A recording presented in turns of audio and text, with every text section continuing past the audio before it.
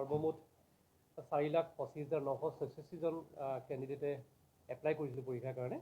তাত এপিয়াৰ্ড হ'ল 4,19,078জন। 4,19,078জন এপিয়াৰ হ'ল। তাৰে 5% অলৰেডি গম পাইছে 75.7। তাৰে মেলৰ হ'ল 77.3 আৰু ফিমেলৰ হ'ল 74.4।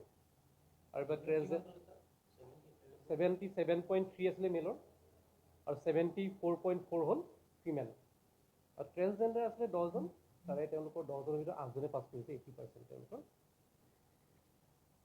এইখিনি আৰু ডিষ্টিংশ্যন হোল্ডাৰ আছে আপোনালোকে গম পাইছে 6,392 আৰু ষ্টাৰ মাৰ্ক হোল্ডাৰ আছে 20,552। এইবাৰ পৰীক্ষাত চবতকৈ গুৰুত্বপূৰ্ণ কথাটো হ'ল এই যে এইবাৰ আমি OMR আপোনালোকে গম পায় কোৰ্চ ছাবজেক্টকেইটাত আমি OMR কৰিছিলোঁ 50%ৰ কাৰণে।